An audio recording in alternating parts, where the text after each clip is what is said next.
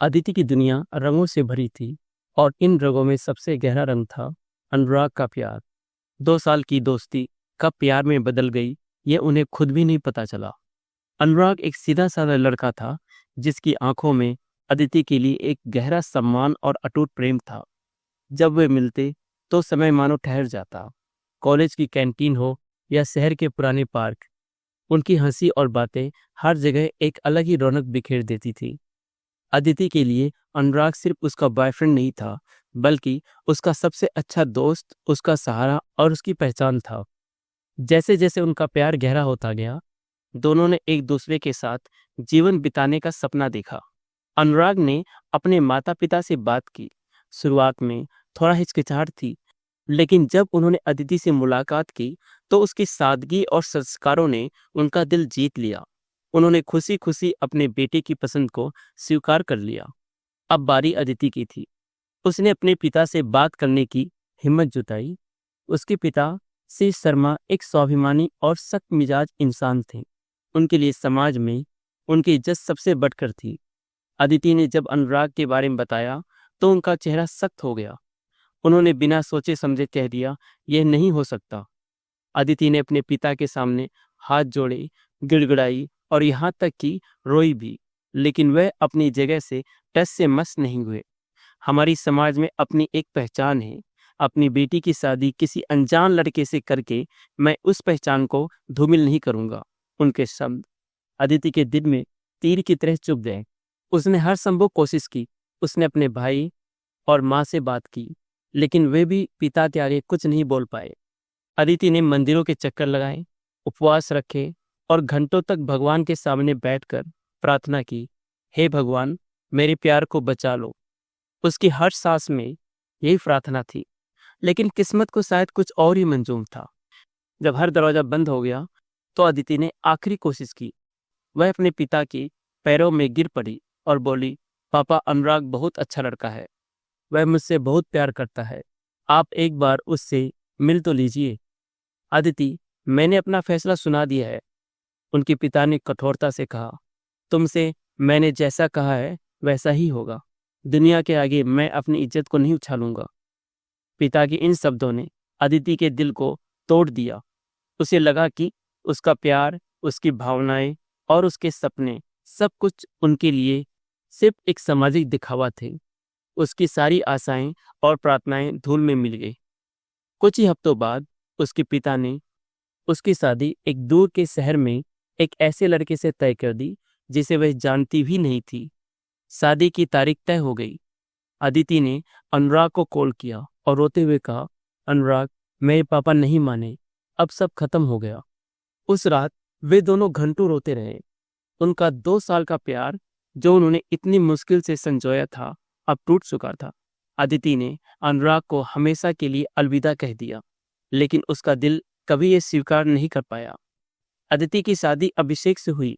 अभिषेक एक शांत और सौम्य इंसान था।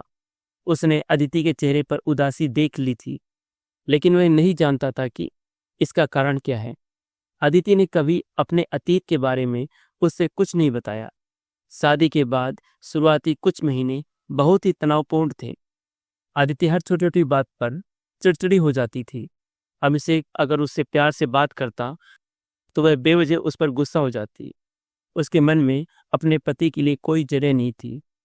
वह सिर्फ एक ही बात सोचती थी, ये मेरी जगह नहीं है, मुझे यहाँ नहीं होना चाहिए था।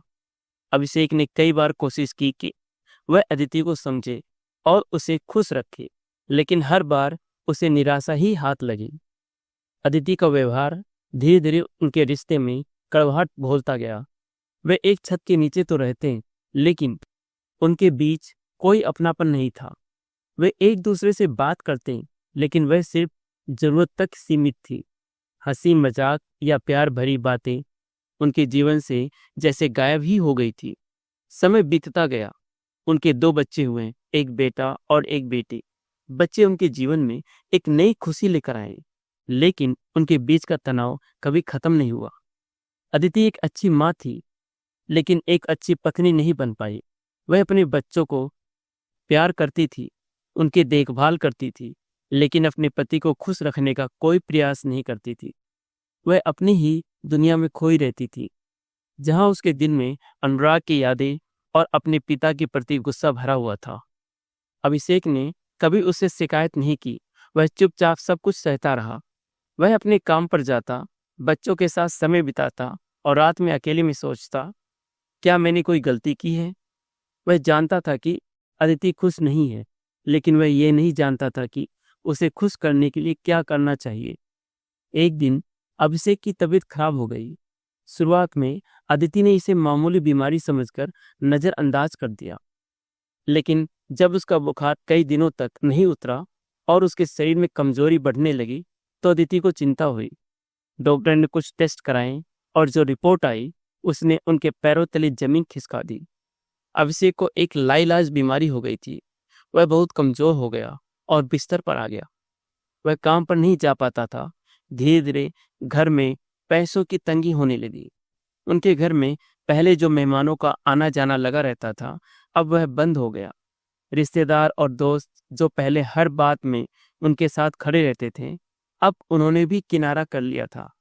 हर कोई बहाने बनाने लगा। मेरे पास पैसे नहीं हैं, मैं बहुत व्यस्त हूँ, तुम्हें अपने आप सब संभालना पड़ेगा। बच्चों की स्कूल फीस भी नहीं जमा हो पाई और एक दिन उन्हें स्कूल से निकाल दिया गया। अदिति का दिल रो रहा था, लेकिन वह असहाय थी। उसने कई जगहों पर काम की तलाश की, लेकिन वह ज्यादा पढ़ी लिखी नहीं थी। छोटे मोटे काम करके जो पैसे आते, वह सिर्फ 2 वक्त की रोटी और दवाइयों में चले जाते थे। उस दिन अदिति ने अपने बच्चों को देखा जो भूख से रो रहे थे। उसने अपने बीमार पति को देखा जो दर्द से कराह रहा था, और फिर उसने अपने आप को देखा जो पूरी तरह से बिखर चुकी थी। पहली बार उसे यह एहसास हुआ कि जब अभिषेक ठीक था तो उसने उसकी कद्र नहीं की थी। उसने उसे कभी खुश नहीं रखा, कभी उसके साथ दिल से नहीं रही। वह सिर्फ अपने अतीत में जीती रही। उसे याद आया कि जब भी अभिषेक उससे प्यार से बात करता था तो वह चिढ़ जाती थी। जब वह उसके लिए कुछ करता था तो वह उसे नजरअंदाज कर देती थी। उसके मन में पश्चाताप की एक गहरी लहर उठी। उसे लगा कि उसकी गलती की सजा उसके बच्चों और उसके पति को मिल रही है। वह अपने आंसू रोक नहीं पाई और अभिषेक के पास गई। उसने उसके माथे पर अपना सिर रखा और फूट फूट कर रोने लगी। मुझे माफ कर दो अभिषेक, उसने हिचकी लेते हुए कहा। मैंने तुम्हारे साथ बहुत बुरा किया। मैंने तुम्हें कभी समझा ही नहीं। अभिषेक ने कमजोर आवाज में कहा, अदिति तुम रो मत, इसमें तुम्हारी कोई गलती नहीं है। नहीं, मेरी गलती है, उसने कहा। मुझे आज पता चला कि तुम्हारे अलावा इस दुनिया में मेरा कोई नहीं है। मेरे पिता ने जिन्होंने मेरी इज्जत की बात की थी, उन्होंने भी हमारी कोई मदद नहीं की। मेरे रिश्तेदार जो मेरे हर खुशी गम में शामिल होते थे, आज वो भी दूर हो गए। मेरे पास सिर्फ तुम हो और मैंने तुम्हारी ही कद्र नहीं की। उस दिन अदिति ने फैसला किया कि वह अपने पति को ठीक करके रहेगी।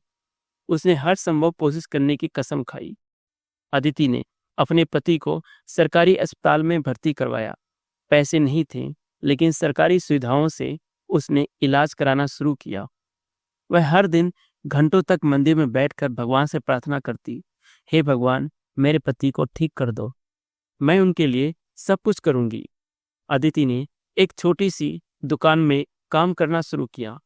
वह सुबह से शाम तक काम करती और जो भी पैसे मिलते उनसे बच्चों के लिए खाना और पति के लिए फल और दवाई लाती। धीरे धीरे अभिषेक की तबीयत में सुधार आने लगा। डॉक्टरों ने कहा कि उनकी बीमारी लाइलाज थी, लेकिन उनका मजबूत इरादा और अदिति का प्यार उन्हें ठीक कर रहा था। अभिषेक ने भी ठीक होने की ठान ली थी। वह अब दर्द से नहीं, बल्कि अपने पति के प्यार से लड़ रहा था। कई महीनों बाद अभिषेक पूरी तरह से ठीक हो गया। वह फिर से काम पर जाने लगा। अदिति ने भी अपनी दुकान का काम बंद कर दिया। धीरे धीरे उनके घर में खुशियां वापस आने लगी। बच्चों का दाखिला फिर से स्कूल में हो गया। रिश्तेदार और दोस्त जो दूर हो गए थे, वह फिर से वापस आने लगे। लेकिन इस बार अदिति ने उनसे दूरी बनाए रखी। अब अदिति और अभिषेक के रिश्ते में एक नया अध्याय शुरू हो चुका था। उनके बीच सिर्फ प्यार ही नहीं, बल्कि सम्मान और समझदारी भी थी। अदिति ने अपने अतीत को पूरी तरह से भुला दिया था। उसके दिल में अब सिर्फ अभिषेक के लिए प्यार और सम्मान था। एक रात जब वे दोनों अपने कमरे में बैठे थे तो अभिषेक ने अदिति का हाथ थामा और बोला, अदिति तुम बहुत बदल गई हो। अदिति ने मुस्कुराते हुए कहा, नहीं अभिषेक, मैं बदली नहीं हूँ। मैं आज अपने आप को पहचान पाई हूँ। मैंने अपने प्यार को खोया था, लेकिन तुम्हें पाकर मुझे एहसास हुआ कि सच्चा प्यार क्या होता है। तुम मेरी सबसे बड़ी दौलत हो। अभिषेक ने उसे गले लगा लिया। उस दिन के बाद से उनके जीवन में कभी कोई कड़वाहट नहीं आई। वे एक दूसरे के साथ हंसते खेलते और अपने बच्चों के साथ खुशी से रहने लगे। अदिति ने अपने जीवन से सीखा कि सच्चा प्यार किसी और को पाने से नहीं, बल्कि अपने साथी को समझने और उसका सम्मान करने से मिलता है। ये कहानी सिर्फ प्यार और त्याग की नहीं है, बल्कि ये दिखाती है कि जिंदगी हमें कई बार बहुत मुश्किल मोड़ पर लाती है, ताकि हम अपने आप को और अपने रिश्तों को सही मायने में समझ सकें। अगर ये कहानी आपके दिल को छू गई हो तो इसे लाइक कीजिए, अपने दोस्तों तक शेयर कीजिए और चैनल को सब्सक्राइब करना मत भूलिएगा, क्योंकि आगे भी हम लाएंगे ऐसी ही कहानियाँ जो आपके दिल को छू जाएगी।